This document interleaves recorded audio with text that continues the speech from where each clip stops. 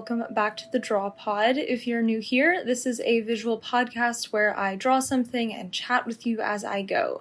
I'm Elyse Andrews, your host, and welcome to the show.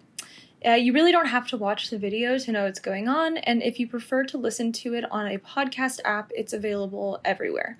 So if you want to watch the YouTube video, check out my channel, which is linked in the description in this pod. But if you want to keep listening, go ahead. In this episode, I'm going to be doing something a little different, which is actually talking about something related to the drawing. I've really enjoyed this Madrid Memories series where I talk about my experience studying abroad last summer, and I want to talk about my experience abroad in Madrid in general, but also in Toledo specifically in this podcast. So in this episode, I'm drawing a trip to Toledo. And so let's just get into it. So overall, studying abroad in Spain was one of my favorite experiences in college. You're definitely going to hear a lot of people who studied abroad say that it was so life-changing and amazing and incredible. And I mean, it's for a good reason. It was really, really great and special. I kind of accidentally fell into studying abroad in Spain because, I don't know, for a while at the beginning, I took a lot of classes at my school about Latin America, and I was really a lot more interested in the Latin American experience, and I was looking at a program in Mexico, and I was just looking at other places. But then I got into this period of time for several semesters where I only took classes about Spain because that's what was available, and I eventually kind of fell in love with the language, well, obviously the language, but with their literature and their film and everything. It's so interesting, and so the history of Spain is really interesting to me. And so I also was able to do a summer program in Madrid through my school. They have a really special summer program that had been going on for about 12 years until the pandemic this year canceled it. And so, but last year when I got to go, which was really fun, it just worked really well for my schedule because in my sorority I had some positions that I didn't want to leave for a whole semester and give up, and just other things. I definitely had FOMO, or I think I was worried about having FOMO if I were to spend a semester somewhere else abroad. So I decided to do a summer program. And honestly, looking back on it, I wish that I had done a semester in Spain. You know, if no other consequences would have happened, like not meeting my boyfriend or not meeting other people or getting opportunities, if all of that was off the table and I could just say, do I wish I would have studied abroad for a full semester? The answer is yes. So I definitely recommend that. If you're listening to this and you're thinking about studying abroad, I would definitely suggest doing a full semester if you can, and if things, kind of get back to the normal again with traveling.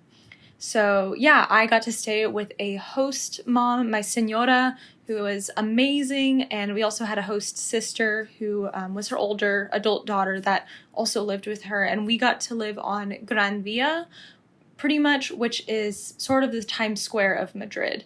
And so that was so amazing. We got so lucky with our placement that we were in, and we were fed Spanish food, delicious cooking. It was so good.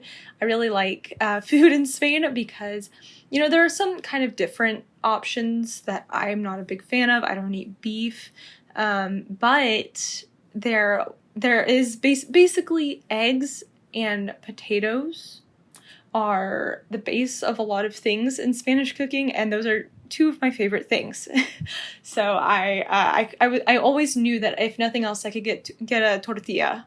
So that was really good. One cool part of the program was that every weekend we got to go to pretty much every weekend to go to a different part of the country, and I got to see Malaga, which is where Picasso is from. I got to go up north to Asturias, which was super cool.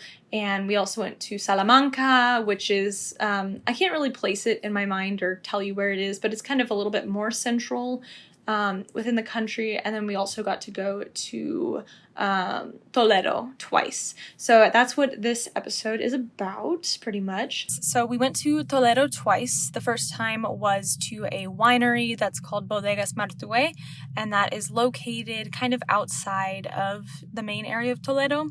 And then we went another time to the city itself and got to see everything in action. It was really cool, and also one of the weirdest things ever to happen to me happened in that city. I guess I can start out with that. Or maybe I'll wait till later so y'all will listen and be on the edge of your seats. Also, quickly jumping away from the subject of Toledo, I've been really spending a lot of time lately learning Spanish again, and that's been really fun. I haven't taken a class in Spanish since last year whenever I was abroad in Madrid, and actually it's been officially a year since I left Madrid, which is crazy. But yeah, I haven't taken any classes at all because I finished my major there, so my senior year was pretty much dedicated to art and communication courses, but I really don't want to lose Spanish. It's something that is really important to me. I listen to music in Spanish at least once a day, or like every day.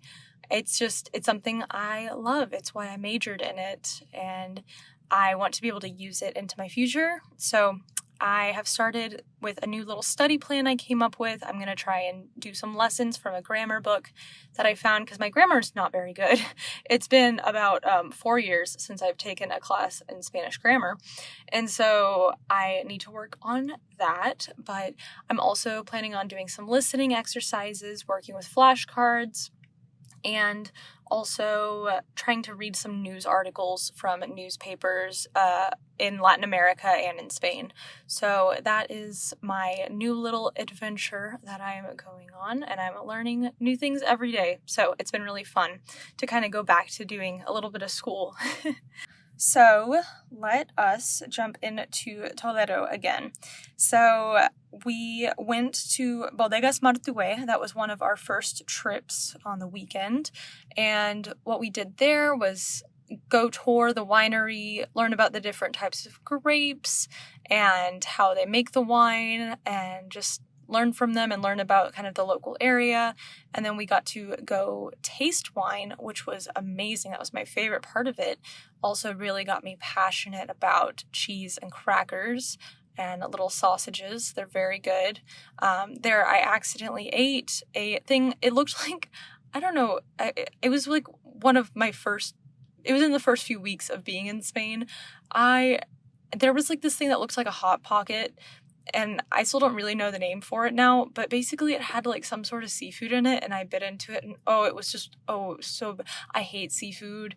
I was so upset after tasting all that good wine, and then I had that, so that was disappointing.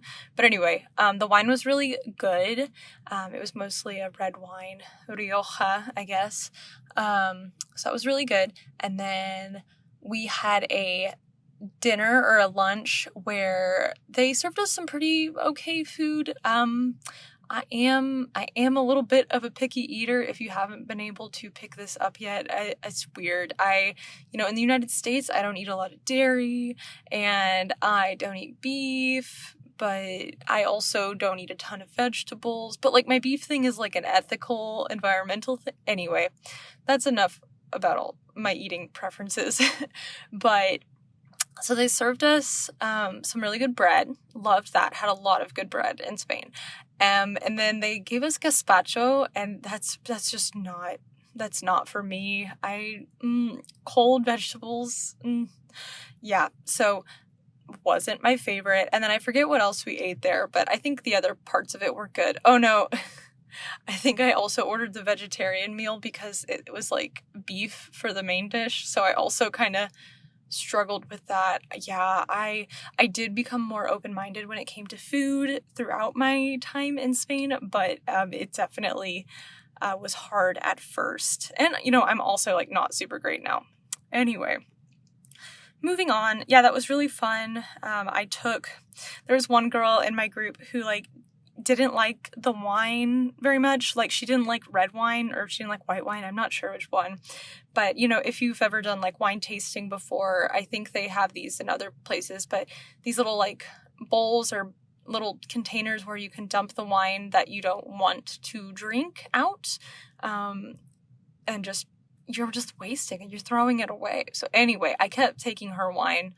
I was like, dude, hand it to me. I'll just drink it. And so that was fun. I had a great time. I was chilling. Now to the trip to Toledo, the city itself. That was really cool. We had to take a bunch of escalators to get up into it, and that was really very interesting. Just because it's, I guess, so high up on a cliff, or just the geography around there is really interesting. And you can kind of see that in the image that I am drawing. But yeah, we went to the city. I think we got a good lunch together, and we got to take a tour, learn about the really, really old history of the city. It's really cool. You should look it up. I should have done more research to jog my memory about the city in this podcast, but basically the crazy thing that happened to me when I was there, I'll share that with you now, is that, so I ran into my ex-boyfriend from high school on a street in Toledo. Now, that's the crazy thing. To back this up a little bit, I knew that my ex-boyfriend was in Spain for study abroad in another one of the provinces in the north of Spain. So that's like 5 hours from Madrid. I don't know how far it is from Toledo. It's probably that or a little more. And so that was, so we were far apart from each other. And then apparently that day on Snapchat, which I wasn't using Snapchat because I didn't want to do the data roaming charges or whatever. Anyway, so on Snapchat, my friends said that we both posted that we were in Toledo or something. Or no, well, because I guess I did use my data. So I guess I never checked the Snapchat stories. I didn't see that he was there anyway. So I had no idea. No clue. And apparently he was also taking a field trip with his group from his program in Toledo at that time. And I was on my field trip, and literally we were just walking down the streets, and I was like, oh my God. And then I said his name. I don't know if I should say whatever. I was like, oh my God, dude, is that you? And we were like, wait, what? What the hell? What the hell? Like, it was literally just us over and over again being like, what? And that just made me feel like, just reinforced the idea that it is truly such a small world. So it was cool. And then also another person on our trip, whenever he was in the museum, the Prado, which is the main museum in Madrid, he didn't actually talk to him, but he literally saw one of his best childhood friends growing up, and he had no idea that he was in Spain at that time. So pretty crazy. Again, very small world. I can't, it was so odd. But then, things kind of make sense, but still, just the fact that I saw him on the street without knowing anything or meeting up was pretty crazy. So I think I'm going to start to wrap this little podcast up here. It's a shorter episode today, I guess, but I really hope you enjoyed hearing these little stories from my time abroad in Spain. I might do part 4 or just continue doing this here and there, because it's been really, really nice to look back on my study abroad experience and do all these drawings that are kind of collages of my memories there, and especially just get to enjoy it and savor this experience a year later, when especially everyone is just inside and we can't go anywhere or travel. So it was really a special trip that I went on. I encourage anyone, if it becomes a possibility ever, I encourage you to go abroad and learn new things, and also practice a language. That's another thing. If you graduated, or if you haven't but you still need to work on a language that you used to know or you studied, you should definitely pick that up right now. There are a lot of really good resources. I can link some videos that I really enjoyed watching that helped me out kind of build a study plan for Spanish. I will link that in the description. So Again, thank you so much for listening, and stay tuned for my video on Tuesday on my channel. Please like, comment, subscribe. I don't even know what platform you're listening to this on, but give me a good rating if you're on Apple. Anyway, that's it. Goodbye.